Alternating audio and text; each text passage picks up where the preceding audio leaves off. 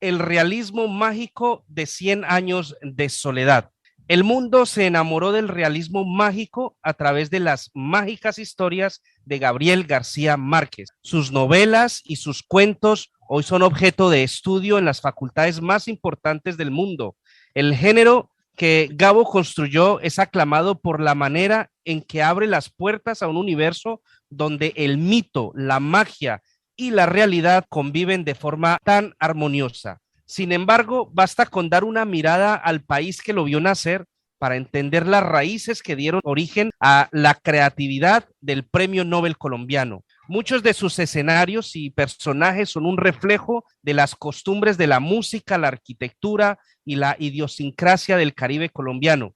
Por eso, para entender su obra es necesario conocer a Colombia, un país donde el realismo mágico se vive día a día. Y eso es lo que vamos a hablar hoy aquí en Primera Línea, y voy a saludar a mi equipo de trabajo que está en diferentes lugares del mundo. Nos vamos primero a Chile, Santiago de Chile. Sandra Rincón, ¿qué tal? Muy buenas tardes allí en Chile.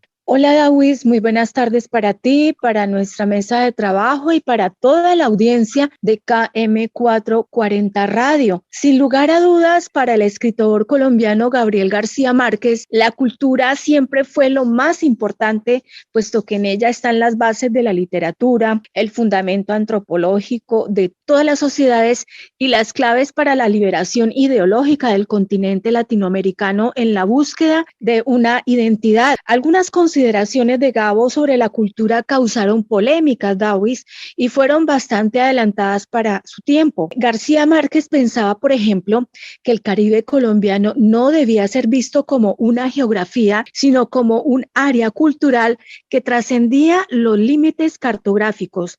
Igualmente creía también que Latinoamérica era un punto de referencia, digámoslo así, en estos tiempos en donde existía la diversidad, la pluralidad de sus naciones, y era un continente que poseía una cultura compacta que iba más allá del nacionalismo particular.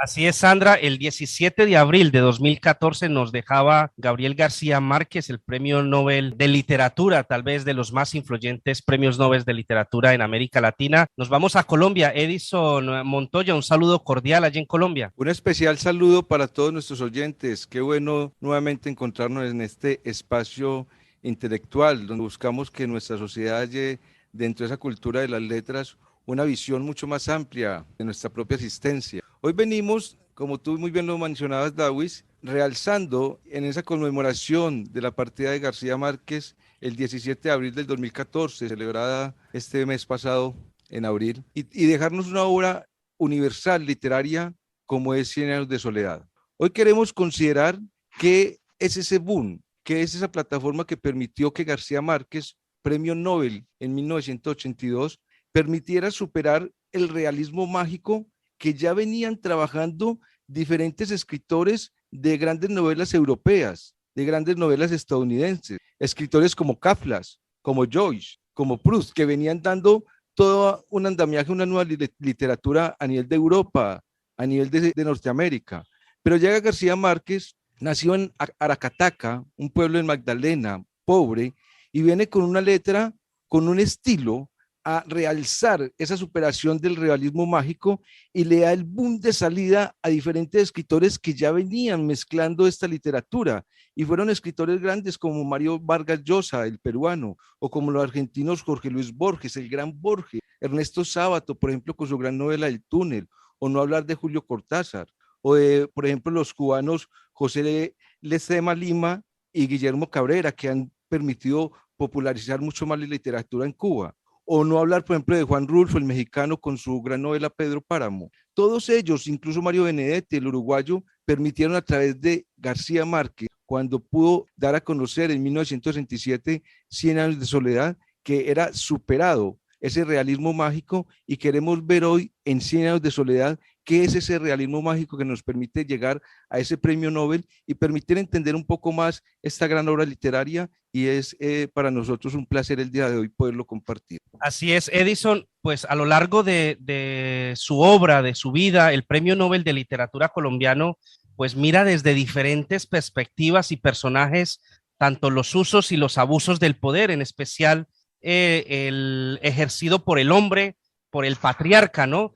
Para muchos esa fascinación no solo se traslucía en su obra, sino en su vida. Y tal vez, Edinson, una de las críticas más frecuentes a Gabriel García Márquez, el hombre, era esa cercanía que tenía con personajes poderosos, ¿no? Míticas, son aquellas fotografías en las que estaba con personajes bastante complicados de la época, llamémoslo así, ¿no? Bastantes personajes de la época. Una anécdota bien propia dentro de la historia es que García Márquez estaba presente el día del Gran Bogotazo, que es el día en que matan a Jorge Eliezer Gaitán. Y él se encuentra en el ascensor y yendo a la oficina, y en el ascensor se encontró con un joven un poco mayor que él, y empezaron a hablar y le dijo, no soy de acá de Colombia, le dice Gabo. Dice, no, yo soy de Cuba, soy Fidel Castro, y vengo a una entrevista con Jorge Eliezer Gaitán. Cómo empiezan grandes personajes de la historia a mezclarse de una manera tan cotidiana en todo el andamiaje y en todo el andar de García Márquez,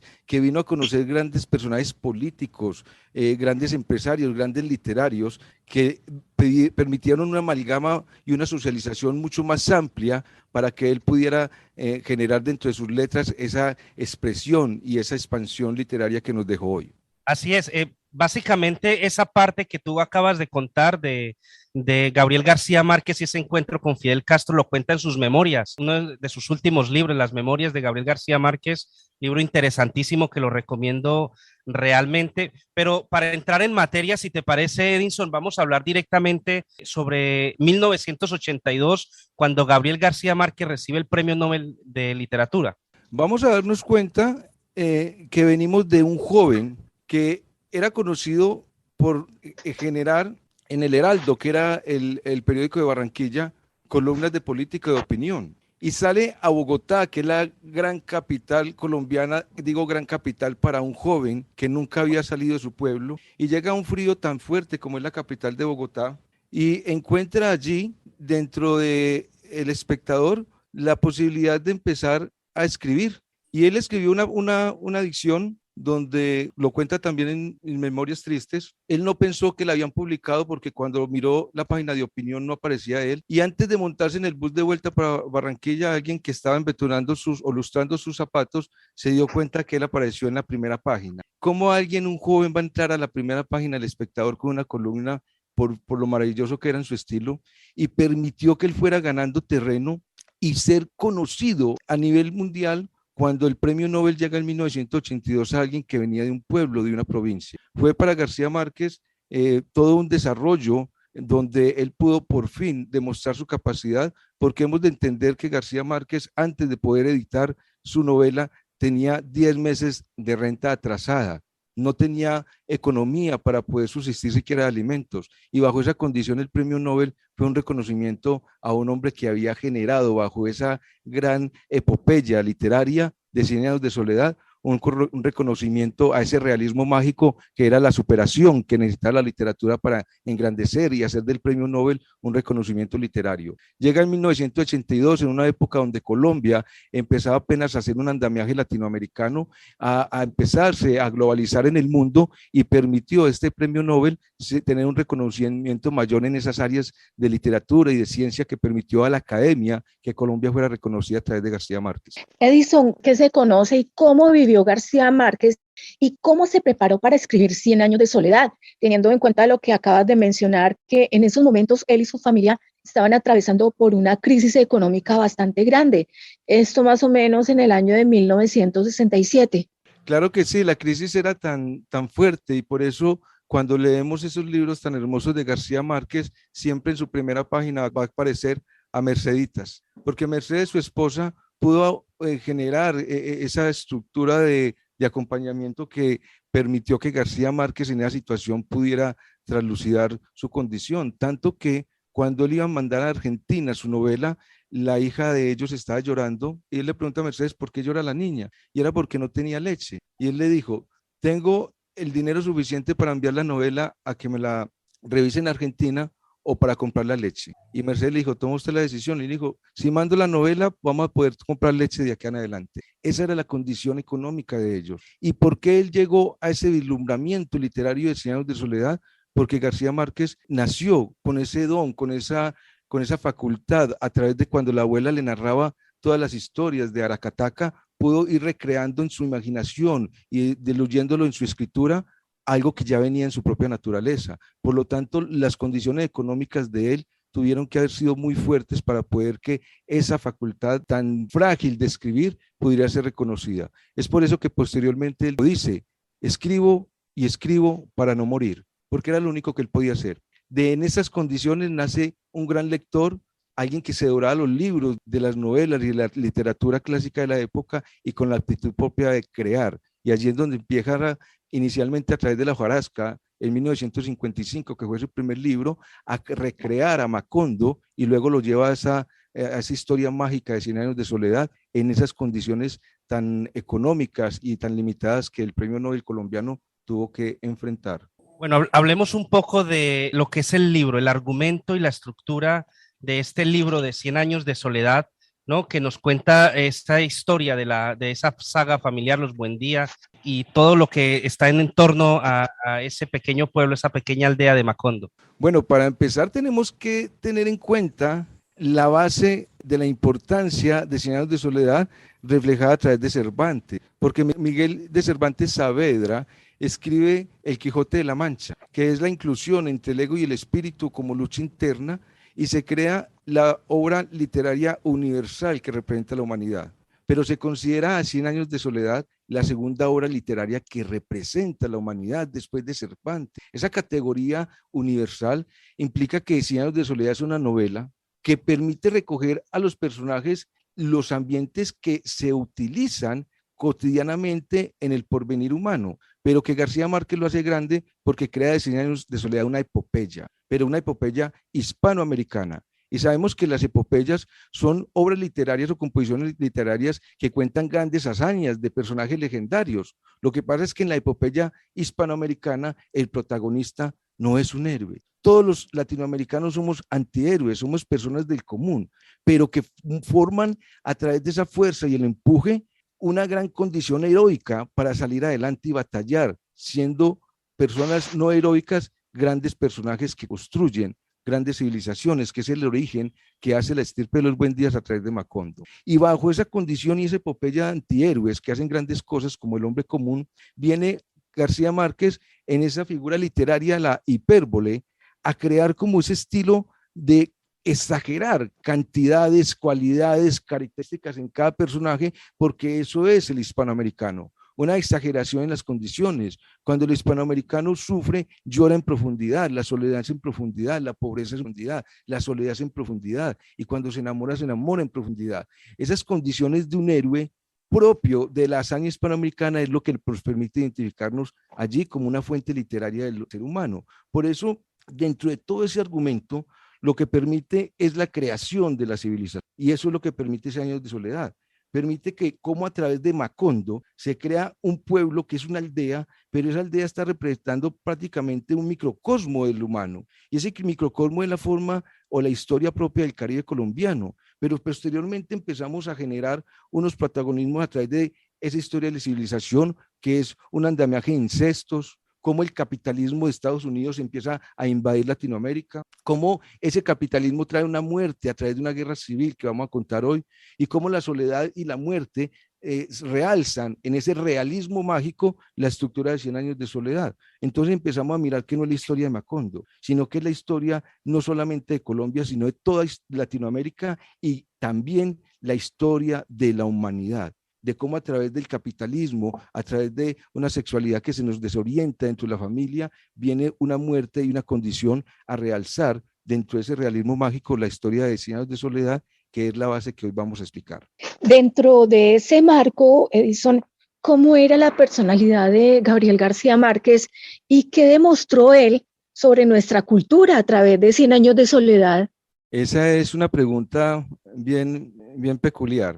En esas dos variables que usted enuncia, vemos la personalidad de García Márquez fuerte, un hombre de humor, de característico, pero mal geniado. Nos recuerda como a Schopenhauer cuando decía, un hombre de buen genio es de mal genio. Y en esas características no le gustaba el humor negro, no le gustaba algo que atacara o pudiera perjudicar su propia personalidad. No obstante, él se le empezó a conocer con un sobrenombre un poco fuerte, que ya no era Gabo, sino que le decían el Sapo, debido a que él, a través de su literatura y a través de su periódico, él era un hombre más de izquierda y empezó a atacar mucho la política latinoamericana, la política colombiana y la invasión estadounidense. No es de hecho algo ajeno a que terminara en Cuba e hiciera su propia condición de izquierda bajo la política de Latinoamérica. Entonces era un hombre un poco rígido, un hombre con capacidad analítica política, un hombre que conocía las desigualdades que se presentan a nivel del marco latinoamericano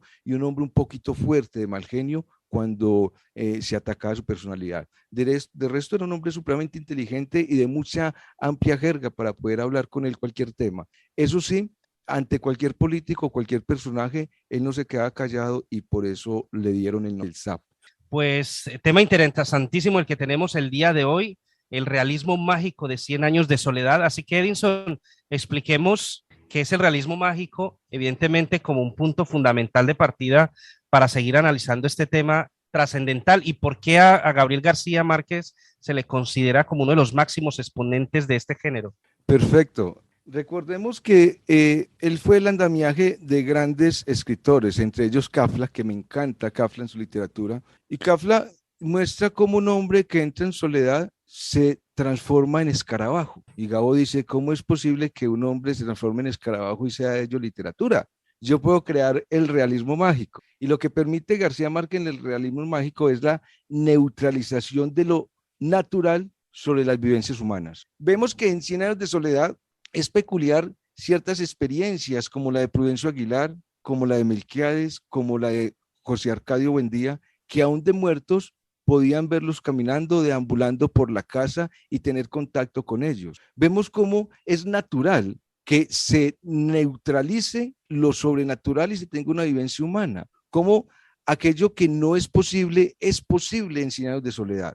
Y es dado a una razón, porque la novela nos permite entender que aunque esta es nuestra realidad material y de los sentidos, hay algo sobrenatural en nosotros que si lo volvemos humano, se vuelve una realidad mágica. Y 100 años de soledad nos permite entender a través de un gran personaje que es Melquiades, que es quien viene a traer los primeros inventos y conocimientos y llevarlos a Macondo, que después de muerto el alma sigue trascendiendo y tiene una realidad. Y para eso él crea unos pergaminos que deben de ser descifrados a través de toda la historia. ¿Cómo alguien o un guía espiritual le va a decir a toda la estirpe de los Buendía que en Macondo va a finalizar con unos sucesos dado el comportamiento de ellos? ¿Cómo lo natural se neutraliza sobre lo sobrenatural y se convierte en una vivencia humana? Hacemos que todo sea un realismo mágico. Y hay personajes, por ejemplo, que crean esa realidad y esa ficción, como lo es la elevación de Remedios. Remedios la Bella, que es un personaje hermoso dentro de la novela García Márquez, es una niña divina, hermosa, que es inocente dentro de cualquier aspecto sexual, sale desnuda hacia el cielo elevándose, dando una muestra de la elevación de lo que es el alma inocente. Nadie se va a elevar sobre los cielos, pero para Macondo fue real que una niña tan mágica y tan inocente fuera ascendida en cuerpo. O vemos, por ejemplo, cómo el padre Nicanor, que es un personaje fundamental dentro de la historia, pide y pide dinero para poder construir la iglesia y absolutamente nadie le da dinero.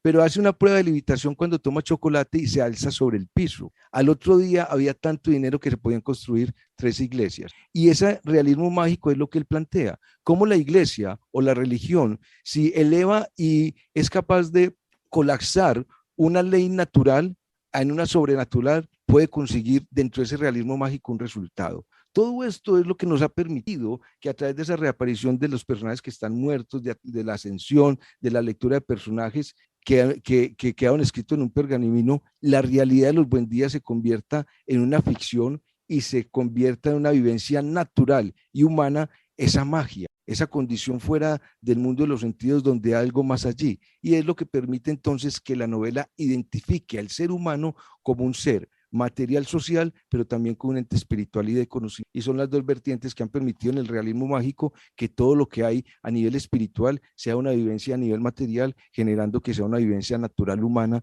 estas dos condiciones. Y es la vertiente propia que nos permite en 100 años de soledad entender que el último de los Buendía, al poder comprender los pergaminos, que prácticamente es el último libro del Génesis, poder en esa revelación ascender del mundo, dando a entender que ese realismo mágico metafísico sí existe y fue una vivencia a través de los Buen Día. Esa es la condición por la cual la novela superó la expectativa de que el hombre hacía parte de este mundo, pero también hacía parte de otra dimensionalidad cotidiana dentro de las condiciones humanas. O sea, es aunque prácticamente ahí conjugó o combinó la realidad con la ficción, en ese caso.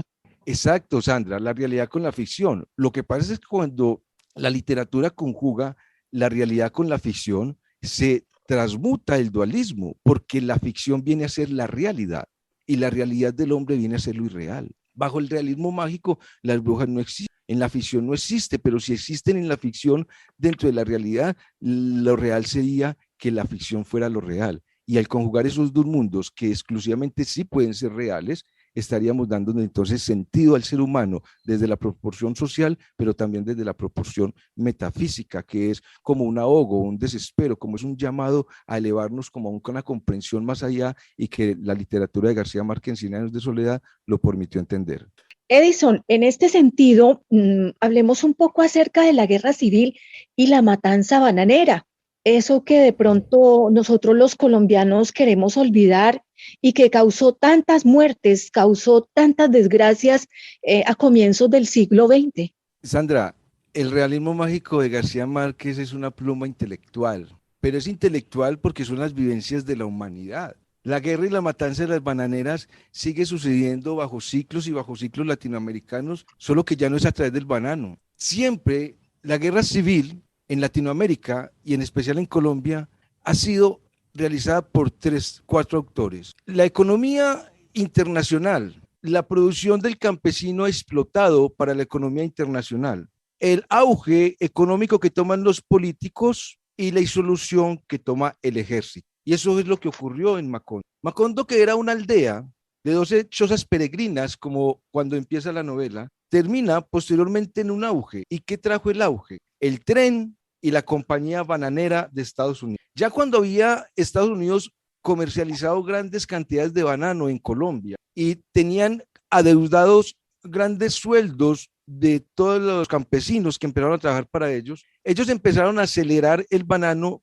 produciendo a través de químicos una alteración dentro de la tierra y el clima de Macondo, tanto que empezaron a surgir grandes lluvias y las hormigas se convirtieron en hormigas gigantes. Tanto la lluvia como las hormigas gigantes posterior se consumieron a Macondo, porque es esa economía internacional la que consume a Latinoamérica. Y para poder que entonces Estados Unidos, en su compañía bananera, saliera del país y los políticos colombianos de turno se robaran toda la plata de todo lo que habían hecho, empezaron a decir que se iban a llevar la compañía bananera de Estados Unidos nuevamente, y el pueblo y el campesino empezó a hacer una huelga.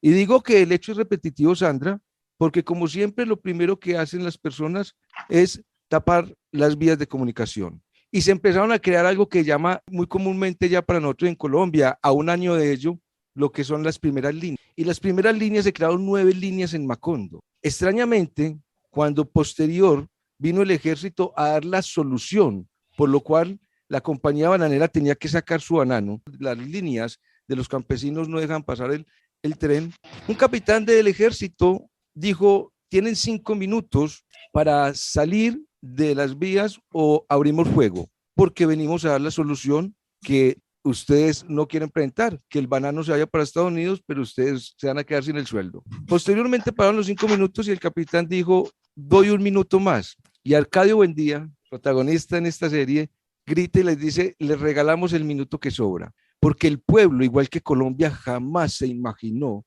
que tanto las instituciones policíacas y militares fueran a atentar contra el pueblo.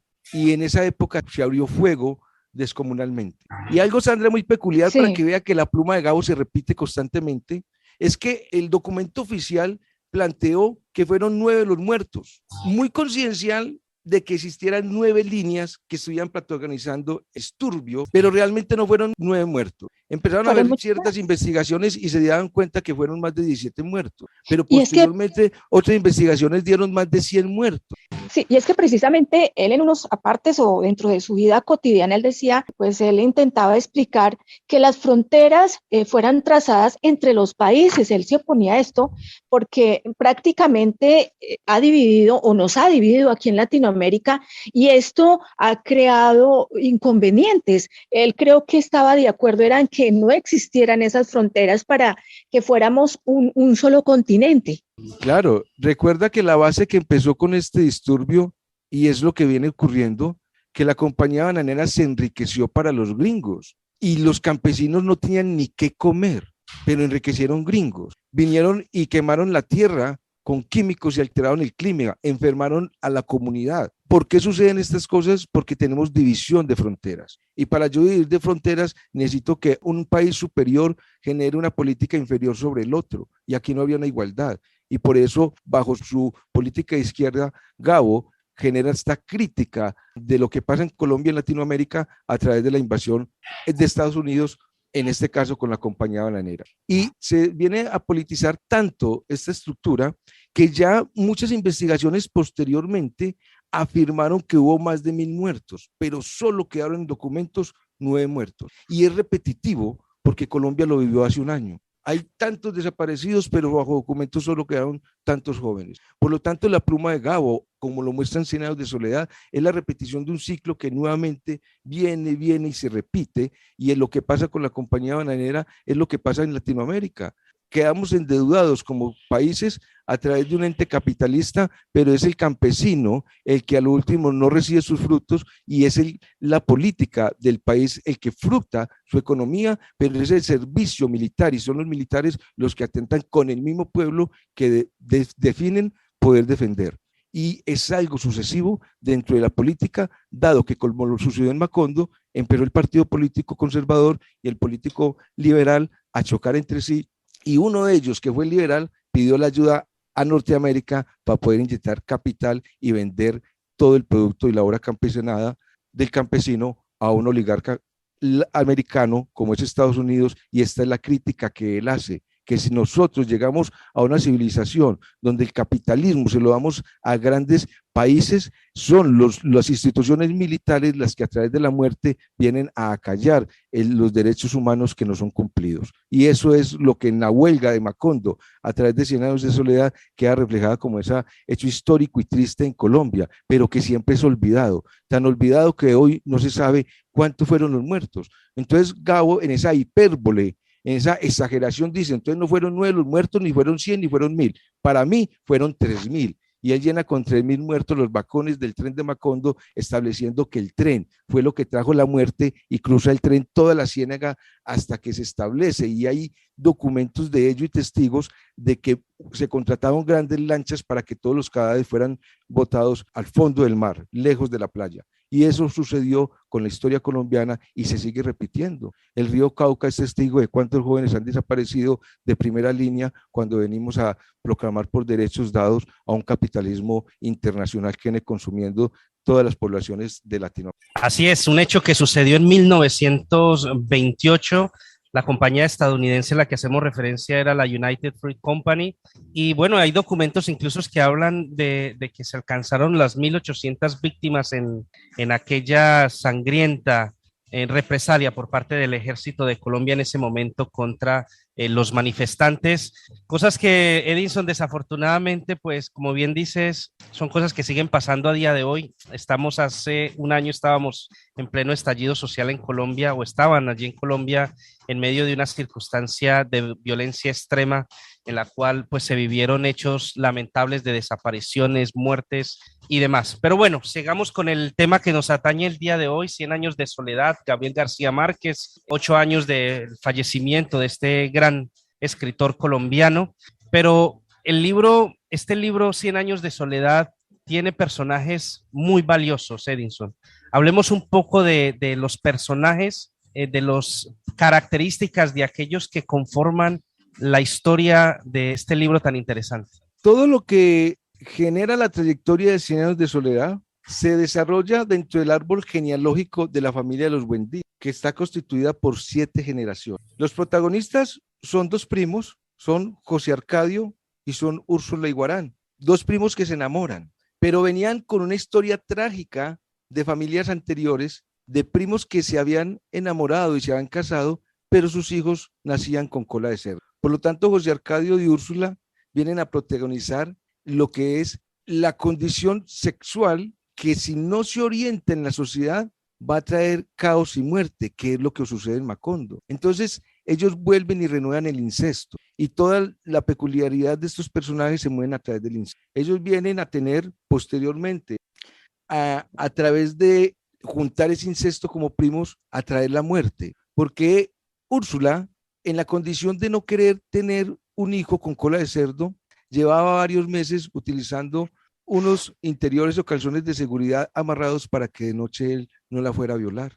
Y veían, porque era propio de la ciénaga y propio de nuestra cultura anterior, que cuando una mujer se casaba, se esperaba ya que estuviera en embarazo. Y ya iba más de 8 meses y ella nada que estaba en embarazo, y se empezó a rumorar que era que a él no le funcionaba ninguna máquina. Un día, en una pelea de gallos, empezó a pelear el gallo de José Arcadio con el de Prudencio Aguilar, un personaje célebre de Riohacha, y el gallo de José Arcadio le ganó al de Prudencio Aguilar. Como toda la pluma de García Márquez, le coloca Prudencio a un personaje que, al perder con García Márquez, con José Arcadio, le dice: muy bien, su gallo resultó ser mejor que el gallo suyo, vaya a mirar si ese gallo le hace el favor a la mujer, porque se rumora que no queda en embarazo. Él, en medio de esa burla de Prudencio ser tan imprudente, mata a Prudencio, le lanza con una lanza, le dan el pecho y lo mata, y posteriormente Prudencio empieza a aparecérsela a él en la noche, y ahí empieza el realismo mágico y el éxodo, que genera todas las particularidades de episodios bíblicos que tiene 100 años de soledad, y él, José Arcadio y Úrsula, salen con un grupo de Riohacha a buscar dónde irse a vivir sin causar muertes, pero ya con el incesto encima. Entonces empiezan a nacer unos hijos en una ciénaga que ellos colocan como Macondo, y nacen José Arcadio y Aureliano Buendía. Posteriormente llega una niña que llama Rebeca, y la crían como hermana de crianza, dado que era supuestamente un familiar lejano que había muerto. Pero José Arcadio se enamora de su hermana de crianza y se vuelve a repetir el incesto. Y allí empieza, dentro de esta segunda generación, una tercera generación, donde nacen otros hijos, y todos son de la misma repetición, como te lo planteábamos, Sandra, en la repetición de la guerra civil, una repetición de los mismos actos sexuales y muerte. Y la repetición, empiezan a repetirse los nombres de Aureliano y José Arcadio. Los Arcadios eran protagonistas de grandes eventos sexuales, de fiestas, de dinero, de parrandas, y los aurelianos eran diseñados de mucha capacidad mental y diseñados para la guerra. Entonces empezó el coronel Aureliano Buendía a protagonizar las guerras civiles en Colombia, y Arcadio a generar ese protagonismo económico de Macondo y a generar grandes parrandas. Nuevamente tuvieron hijos, y viene otra generación donde posteriormente Aureliano II se enamora de Fernanda del Caprio, tienen un hijo que llama Mauricio Babilonia, y es el último de los Buendía que termina enamorado de Amaranta Úrsula, que era su tía, y allí cometen otro incesto, donde nace el último personaje, el cual es consumido por las hormigas gigantes que crearon las compañías bananeras, y empezamos a notar que la muerte y la desviación dentro de toda la sexualidad y el incesto y todo lo que no se maneja viene a protagonizar en uno de los últimos personajes el aspecto de la homosexualidad, que fue con el último de los José Arcadio. Entonces llega Macondo a, como no se manejó esa línea humana dentro del orden sexual, y no se manejó porque, según la Biblia, justo cuando llega el desorden, llega la ira y la guerra, se crean la guerra a través de los aurelianos y a través de los arcadios, las parandas sexuales, hasta que es esa condición lo que hace que todos los personajes, al repetir y repetir y repetir la misma obra humana, desaparezca Macondo. Esa es la historia literaria de todos los personajes. Sí, Edison, ¿por qué tan marcado el incesto en esa obra tan hermosa que nos dio a nosotros los colombianos a través de García Márquez un premio Nobel de literatura? ¿Sí? ¿Por qué se resalta ahí tanto esa parte, digamos, se podría decir como algo de promiscuidad entre los mismos personajes de esta obra? Claro, claro que sí. Vamos a tener algo supremamente en cuenta. Cuando yo me leí Cien años de soledad y personalmente, pues lo digo acá a nuestra audiencia, he tratado de estudiar la obra muchas veces, creo que ya la he leído por ahí unas 8 veces y desde la segunda o tercera vez me di cuenta muy personalmente que García Márquez quizás en su condición espiritual, económica, intelectual o todas juntas, se leyó la Biblia. Y la Biblia es planteada en el Génesis cuando empieza Macondo a crearse. Posteriormente en el Éxodo, cuando ellos salen de Macondo y a conquistar otras tierras. Y posteriormente en la caosis de Macondo, a través de cuando se leen los pergaminos, que son el último libro de revelaciones, están mostrando la misma historia humana. Por eso la obra se identifica con el ser humano. ¿Cómo empieza la Biblia? Empieza planteando que existe un acto maravilloso en el Cien años de soledad, llama Macondo, en la Biblia es el jardín, y posteriormente los hijos empiezan a relacionarse dentro de una condición sexual no apropiada. Y si lo hacen, en Cien años de soledad nacen con cola de cerdo, en la Biblia nacen fuera del conocimiento. Por eso a los cerdos no les da perlas. Ese cerdo no les da perlas, que son palabras de Jesús, las lleva Gabo en García Márquez a esa desviación de tener cola de marrano. Y toda la secuencia de la familia del Buen Día tenían cola de marrano y no se desprendían de ella. Por eso repetían sus hijos y sus hijos lo mismo que dice la Biblia. El padre comete el pecado y lo hereda la primera, la segunda y la tercera generación, hasta que uno de los hijos se libera. Eso sucedió con el último de los aurelianos, que fue Aureliano Babilonia, y le colocan Babilonia precisamente porque en Babilonia se llevó el conocimiento de los cananeos para poder salir, cananeos, hablando de esa desorientación sexual que plantea la Biblia, Sandra, y allí Mauricio Babilonia, al leer los pergaminos, se puede liberar de Macondo y del mundo y de la tierra, y eleva su alma como lo hizo Remedios la Bella. Pero el último, que era su propio hijo, nació con cola de marrano. Quiere decir que la humanidad siempre va a repetir el mismo problema. Caemos en una desviación sexual y la desviación sexual, como lo dice Génesis 6, trae ira y la ira trae guerras. Y lo mismo pasó con la Biblia. Empiezan los cananeos una desviación sexual y una guerra entre los mismos hermanos. Esto es lo que divulga este andamiaje de incesto en Cien años de soledad, donde como lo promulga la Biblia y lo promulga Cien años de soledad, termina con el último de los Arcadios, que es José Arcadio II, que es José Arcadio, alguien que se va para el Vaticano y viene transformado en una homosexualidad evidente y se trae los niños de Macondo para jugar con ellos desnudos en su cama, y es esa donde cae Macondo, así como lo muestra Revelaciones, donde cae en Sodoma y Gomorra la humanidad y desaparece de la faz de la tierra. Por lo tanto, sí, es una historia, Sandra, muy, muy propia de la epopeya de lo que enumera también en Cien años de soledad y la Biblia, esta herencia sexual y esta herencia de incesto, que es como la caída de la humanidad. Bueno, durante décadas, Edinson, las mariposas amarillas, el color amarillo es un símbolo representativo de la obra de Gabriel García Márquez, y precisamente aparecieron por primera vez en esta novela, en Cien años de soledad, en la parte, pues, en la trama de amor rebelde entre Renata Remedios Buendía y Mauricio Babilonia.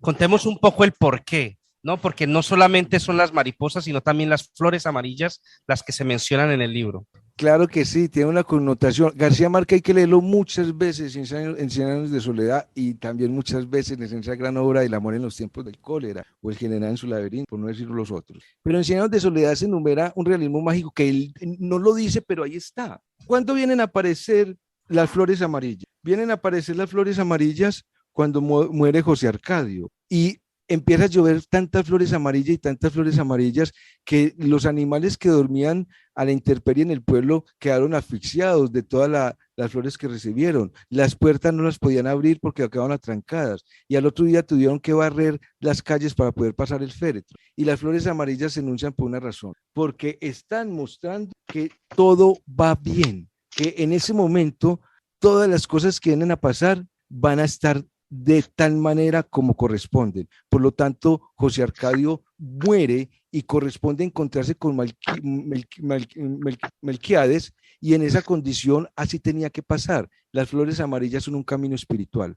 Entonces, cuando aparecen las flores amarillas, siempre es la magia de la espiritualidad, de un espíritu divino, que en este caso es Melquiades, que viene a orientar el camino de los hombres cuando mueren. Esa es la condición donde aparece la primavera, y esa primavera es el sol naciente y renaciente. Mira que son esquemas metafísicos, porque en Jesús también vemos que Él se transfigura en lo amarillo y todo queda resplandeciente como el sol. Estas son las condiciones metafísicas de la novela, y son muy peculiares también cuando encontramos las mariposas, porque en las mariposas es el único encuentro de un amor que no es a nivel de incesto. Es el amor donde se encuentra Meme con Mauricio Babilonia y se enamoran. Llega Meme y se enamora de una manera tal que el amor es puro. Y cada que veía a ella que venía su enamorado, que era Mauricio Babilonia, estaba acompañado de mariposas amarillas, porque las mariposas amarillas denotaban el amor verdadero, las alas amarillas de libertad. Ella, que era de los buen día, tenía con quién enamorarse y generar allí la estirpe que se venía a liberar, que de hecho ellos tuvieron un hijo, pero ¿qué dice la novela? Que la mamá de Meme, Fernanda del Caprio, lo mandó a matar. No lo mató, quedó inválido y murió, que murió aislado sin volver a ver a su amor, que la dejó en embarazo. De ahí nace el último de los buen día, pero se pierde en la novela ese realismo propio del amor. Y si créame que si hubiera sido un incesto, hubiese continuado. Esas son las cosas verosímiles que pasan en Cien años de soledad, y las mariposas amarillas es la anotación de la libertad y el amor verdadero. En ese marco, Edison, toquemos apartes o lo que tiene que ver ya con la fundación de Macondo, la salida de Riohacha en un éxodo y la desaparición del mismo Macondo. ¿Cómo se da todo esto? Claro, primero hay que entender que Macondo no existe. Ajá.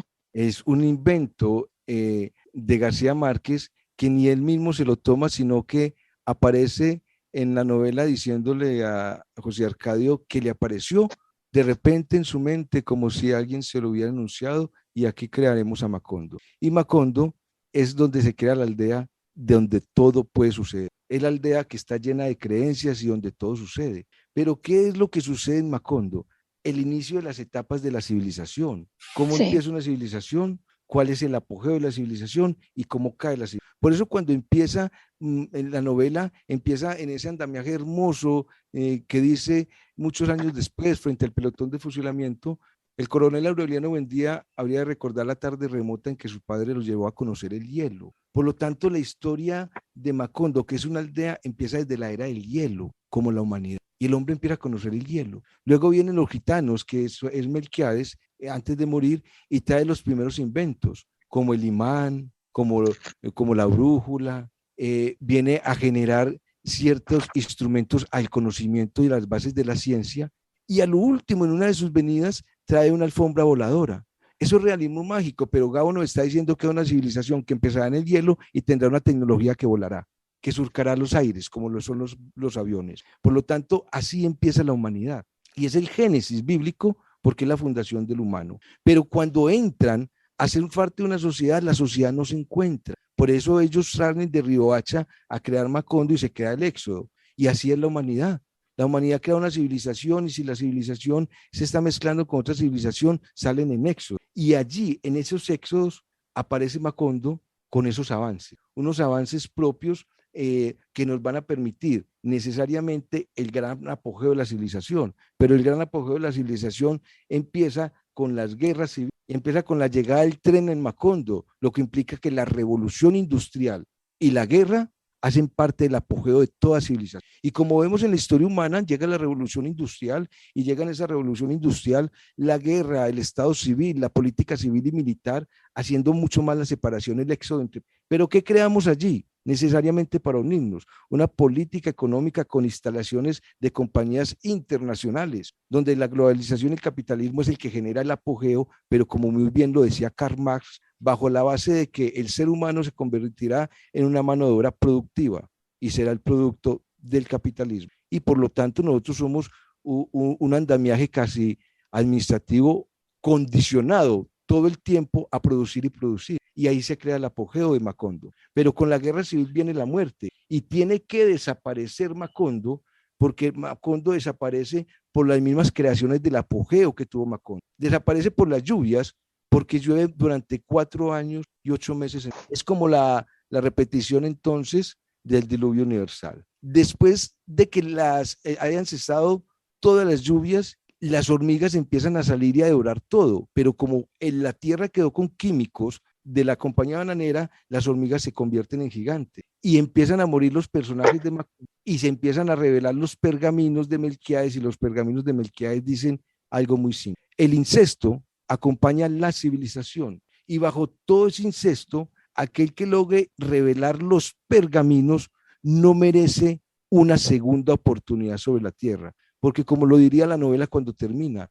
una estirpe condenada a 100 años de soledad no merece repetir esa historia sobre la tierra. Por lo tanto, lo que nos está estableciendo es que nosotros nacemos con esa cola de marrano como civilizaciones, de un inicio, de un apogeo y de una caída por las mismas vertientes, pero quien se libere de esa cola de marrano a través de los pergaminos, que es el conocimiento, no merece volver sobre la tierra a vivir 100 años de soledad. Y esa es la condición por la cual 100 años de soledad enumera entonces todo lo que es la trayectoria dentro del inicio, el apogeo y la caída de toda civilización. Edinson, ya terminar el tema de 100 años de soledad, ya que la tercera parte básicamente ya durante el transcurso de la entrevista, hemos ido hablando sobre los temas que se manejaban o que teníamos previstos para esa tercera parte y centrarnos un poco más en el personaje.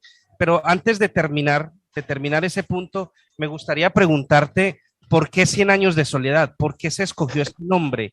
¿Qué significado tenía el término soledad para Gabriel García Márquez? David, si personalmente yo fuese docente de literatura, obviamente ponemos a leer a 100 años de soledad y hubiese una única pregunta: ¿por qué 100 años de soledad se llama 100 años de soledad? Porque el libro jamás lo... Y son los aspectos maravillosos que tiene Gabo, y son los aspectos maravillosos que tiene la literatura.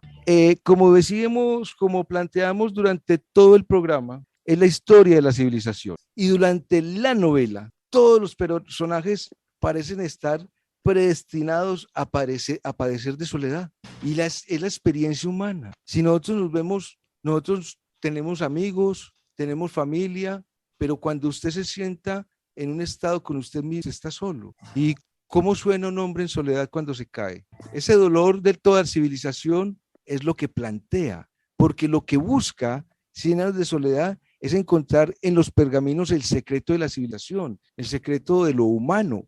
Pero como nosotros no seguimos el conocimiento como civilización, toda civilización que está desprendida del conocimiento tiene como síntoma un estado de soledad en sí misma. Y es una particularidad psicológica muy bien planteada en Freud, cuando el pensamiento y la emoción encuentran estados represivos, generan en ese pensamiento unos estados de una castración al placer, que al no tener el placer, la estructura psíquica hace que usted padezca de ese objeto, haciéndose que usted y el objeto estén aislados, y la única condición de usted aislarse de ese objeto es sentirse aislado de él en un estado de soledad. Por lo tanto, la soledad es, dentro de la estructura psíquica, un lenguaje dentro de un patrón de conducta humano natural.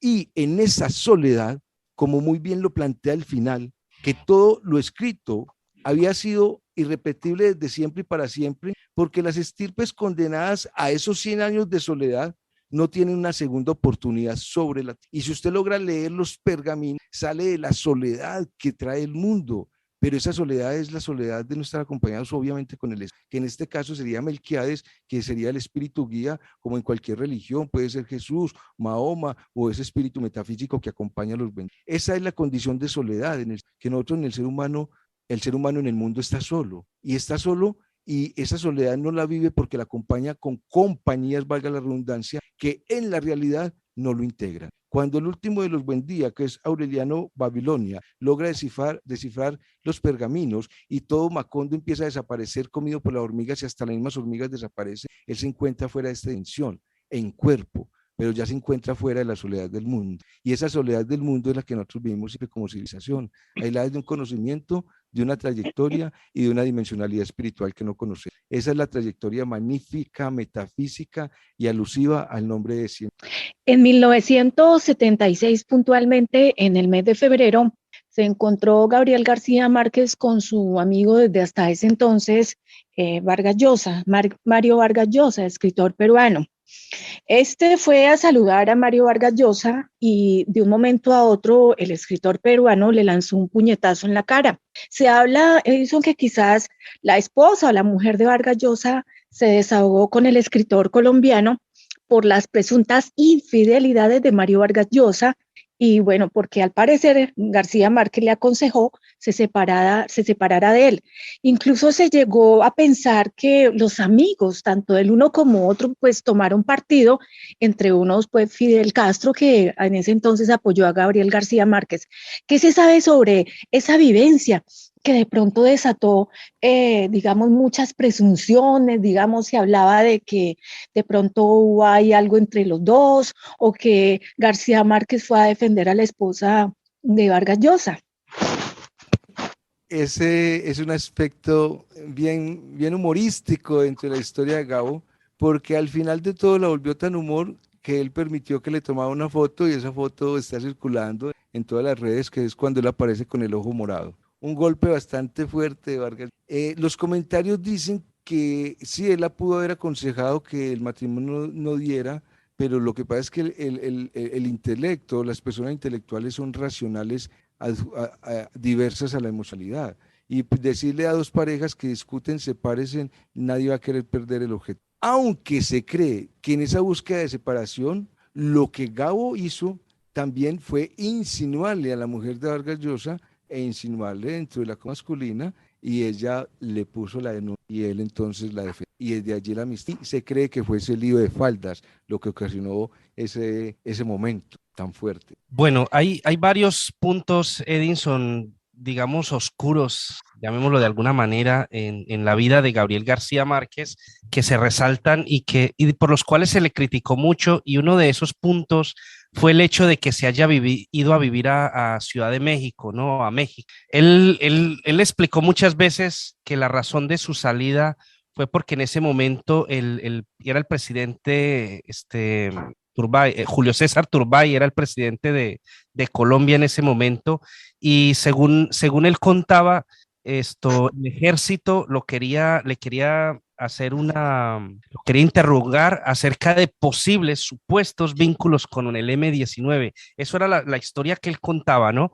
Que por eso era que él tuvo que salir de Colombia y radicarse en México. ¿Qué sabemos de esto? Mira, David, estos puntos, como muchos temas que yo toco y a veces son muy sensibles, pero están allí, pues son fundamentales entenderlo. En Colombia, particularmente en América Latina, y allí esta novela representa tanto la cultura americana, hay algo bien curioso. Todo hombre intelectual basado y empinado en letras desarma la coacción política de una estructura económica que obviamente bajo cualquier estructura intelectual está en contra, no está en composición de una igualdad. Y muy extrañamente todo aquel que va a enunciar esa política casi no humana lo tildan de izquierda. En Colombia nace el movimiento 19, que es conocido como el M-19, a raíz de unos estudiantes de la Universidad Nacional que empiezan a proclamar la necesidad de que las elecciones no sean robadas como han sido siempre robadas en Colombia. Y entonces empiezan ellos a ir en contra de esta política derecha, y como muy bien pasó en la Guerra Civil de 100 años de soledad, es el ejército quien empieza a acribillarlos. Y como el oriundo de toda civilización que nace con espadas y con escopetas, como fue la cultura en la época española, y como fue la muerte indígena, el latino tiene arraigado la posición de defenderse. Ellos se asumieron en armas para defenderse del ejército, y todo intelectual, todo escritor, toda persona que fuese dentro de un campo filosófico apoyando cualquier idea, lo denotaban como si fuera de izquierda o guerrillero. Ya hoy, a partir de las últimas presidenciales, los llaman terroristas, pero están llamando terroristas o de izquierda o guerrilleros la materia intelectual del país. Ese hace que cualquier campo intelectual, cualquier pluma intelectual no se sienta cómoda dentro de su propio espacio y contexto. Y es muy triste para una cultura como Colombia que hayamos tenido que exportar un premio Nobel porque en México se sintió cómodo de escribir y escribir solo por escribir. Todo esto es lo que pasa dentro de una cultura tan política y militarizada que es muy de nuestra cultura latinoamericana, muy de Colombia, y es la razón por la que García Márquez, huyendo de ese espionaje, huyendo de los contactos que tenía con Fidel Castro, huyendo de lo que él publicaba y lo que él decía bajo un esquema de una política más social, fue conducido a que el mismo grupo militar de Colombia lo persiguiera para investigar sus contactos y sus conexos. Es lamentable siempre tener en la historia de nuestro país que un Nobel como García Márquez ha tenido que ser exportado por ese motivo. ¿Se podría entonces, Edison, decir que esto se puede aplicar a una realidad en la cual está actualmente viviendo Colombia, en la que por pensar diferente allí ya se tilda a la persona de guerrillera o de comunista? Mira, los esquemas literarios, la letré, es el único esquema externo que al cerebro contemplarlo le permite crear entendimiento de la realidad. Y eso lo permiten las letras. Y la realidad asume bajo las letras que el hombre es libre, que la vida y el hombre son una misma vivencia, pero que todo esquema político social que no le dé libertad al hombre lo esclaviza y esclaviza el potencial del ser humano. Eso está en las letras y todo intelectual tiene que llegar a ese punto propio ángulo de visión. Pero como la política es tan estrecha dentro de un margen de vivencia igualitaria, sino dentro de la apropiación, donde las condiciones del político se amañan bajo ciertos monopolios, entonces el intelectual de ahora y de siempre, como Gaitán, los intelectuales grandes en Colombia, como García Márquez, van a permitir entonces que sean criticados por la política de mando y que tienen reconocimiento publicitario, y es para ellos muy fácil denigrar y empañar cualquier estudio, como se hizo con Mockus. Cómo un intelectual como Mockus pasa a un estado olvidado porque la sociedad colombiana no lo enumera bajo esa candidatura de conocimiento que tiene. Estanislao Zuleta le pidieron a Derrida en Francia que se dictaba una conferencia para la Universidad de Antioquia, y él escribió: ¿para qué quieren que vaya a Colombia si ya tienen a Estanislao Zuleta? ¿Pero se puede leer a Estanislao Zuleta? ¿Puede Estanislao Zuleta, un intelectual colombiano, ser parte de un Senado? Y eso es lo que pasa, Sandra, con los grandes vertientes intelectuales, que como la filosofía es la expansión de la libertad humana, la política económica y social de Latinoamérica no lo permite y nos estrecha entre esos vínculos de conocimiento, que grandes personajes queden empañados y queden maltratados bajo una imagen donde ni siquiera la misma academia colombiana los puede restablecer en una universidad. ¿Qué sería de García Márquez como director de una facultad de literatura en una universidad grande de Colombia? Lo tenemos que exportar por amaños políticos, y es una tristeza que repetitivamente es constante en Latinoamérica y en Colombia, y un ejemplo de ello lo muestra Cien años de soledad, vivenciado propiamente por García. Bueno, hay otro libro que causó muchas suspicacias en Colombia y es Noticias de un secuestro. Un libro que, si ustedes no lo han leído, se lo recomendaré eternamente porque es un libro fantástico que nos permite entender mucho de lo que sucedió entre los 80 y 90 en esa guerra contra los carteles de la droga, aquella época de los secuestros de periodistas. Algún expresidente también cayó por ahí en esos secuestros, y él cuenta la historia muy ávidamente sobre lo que sucedió. Y lo digo esto, Edinson, porque hay un punto también importante aquí para resaltar, y es que muchas veces se habló de que Fidel Castro y Gabriel García Márquez, al tener esa amistad entrañable que tenían ellos dos, según uno de los lugartenientes de Pablo Escobar, Popeye, John Jairo Velázquez alias Popeye, él decía en alguna entrevista que básicamente Gabriel García Márquez le servía de enlace entre Pablo Escobar y Fidel Castro, otro de esos puntos negros que se cuentan en la historia del gran escritor colombiano. Sí, claro que sí.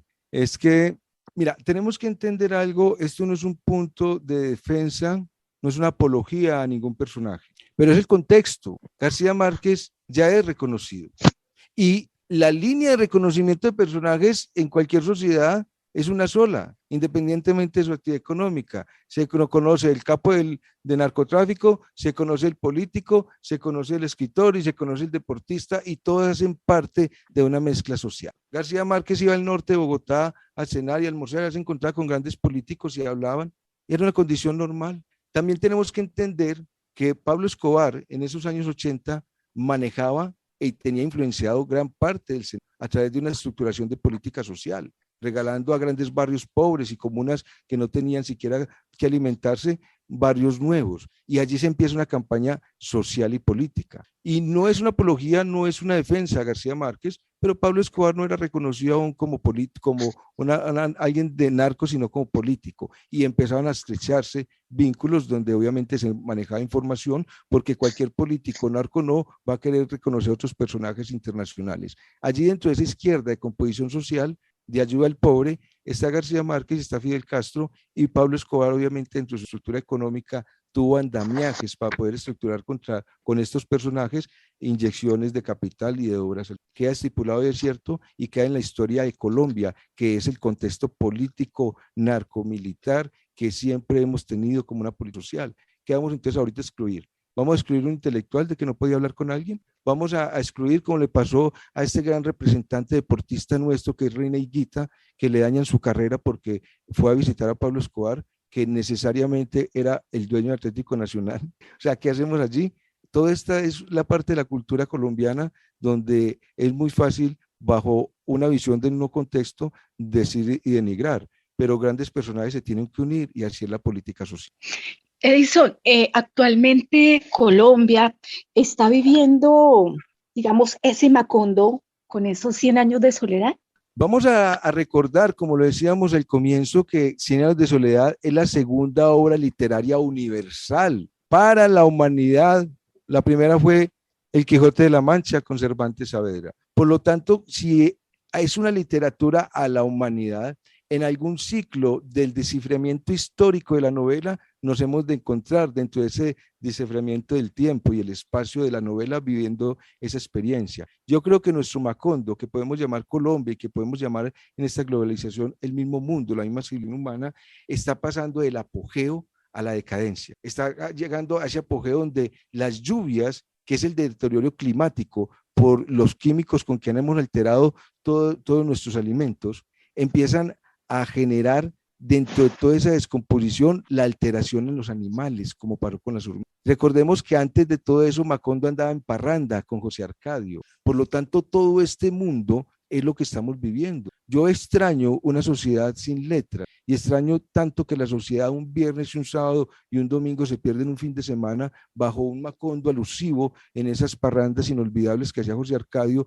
pero permitiendo necesariamente que la compañía bananera, al traer dinero, el dinero lo utilizábamos para esos fines de semana, donde empezó la prostitución y grandes comercializaciones en esta esfera de lo que es la humanidad. Pero sin esa memoria, no sabemos que vamos para una decadencia, quizás un cambio fuerte, y la humanidad está entrando dentro de ese Macondo que desaparece. En Macondo empiezan a morir todos los grandes personajes que traían el conocimiento y que habían sido los patriarcas de toda la historia de Macondo. ¿Y quiénes quedaron? Los hijos. Y los hijos estaban desviados de toda condición.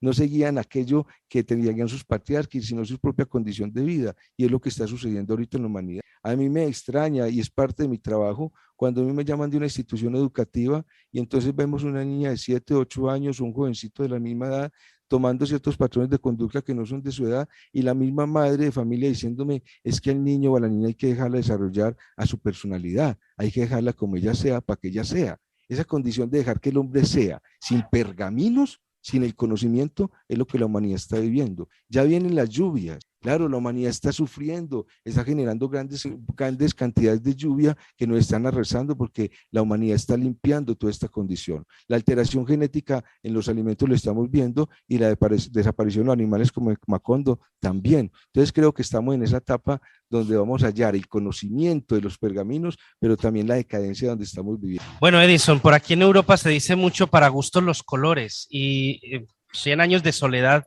podríamos decir que fue pues uno de los libros más importantes y de pronto más interesantes de Gabriel García Márquez, pero hay otros libros muy interesantes, muy buenos. Crónica de una muerte anunciada es un libro espectacular. El coronel no tiene quien le escriba, Relato de un náufrago, El amor en los tiempos del cólera.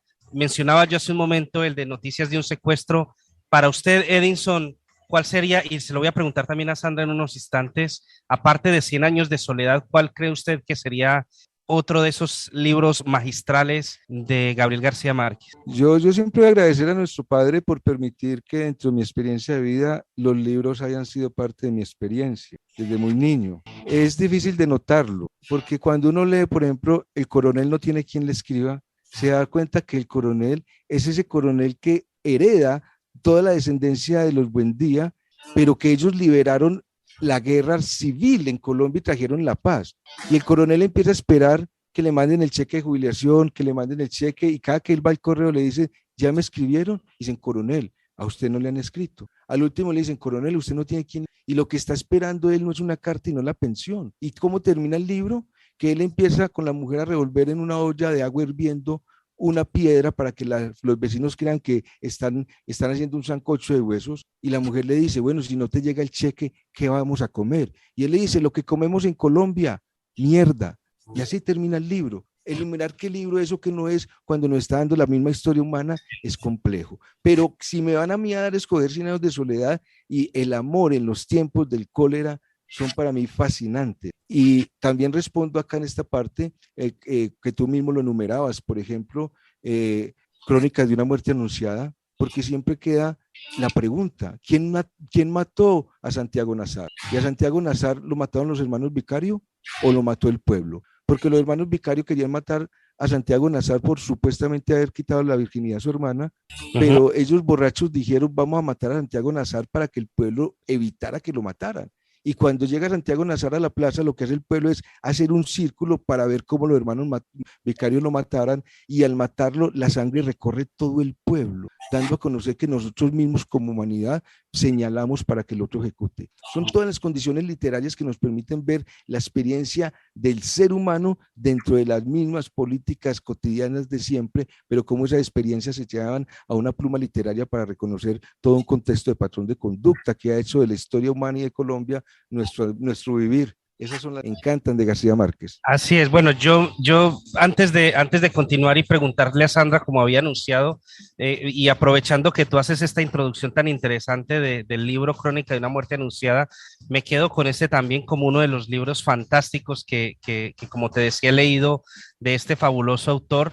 Y pues el móvil del crimen habría sido la defensa del honor familiar, eso definitivamente, pero lo curioso es que el crimen había sido pues anunciado a decenas de personas en todas partes, tiendas, carnicerías, incluso en la policía se había hablado de la posibilidad de este asesinato, y al final no se decide, no se determina quién fue realmente el que lo mató, si el pueblo o los hermanos Vicario. Sandra, quisiera preguntarte a ti también entonces, aparte de 100 años de soledad, ¿cuál sería el libro para ti más interesante de Gabriel García Márquez? Yo creo que también la crónica de una muerte anunciada, porque esta obra se ha ajustado a la idiosincrasia nuestra. Recordemos, y hay muchas leyendas de nuestros antepasados en donde existían esas venganzas por la deshonra de pronto de alguna mujer de las familias, ¿sí? Entonces es la forma como de pronto podría digamos, dar a conocerse ese crimen, a pesar de que, pues en esa época, como lo enmarca el autor, no se contaba con, digamos, con elementos para poder descubrir realmente los posibles agresores, pero para mí es una obra bastante completa, Dawis. Así es, excelente obra. Bueno, Edinson, yo creo que hemos abarcado prácticamente todos los puntos del tema que queríamos tratar el día de hoy, el realismo mágico de 100 años de soledad. El 17 de abril de 2014, hace exactamente 8 años, hace unas cuantas semanas se conmemoraban 8 años del fallecimiento de este fabuloso escritor colombiano que hizo historia al ganar el Premio Nobel de Literatura con el libro 100 años de soledad.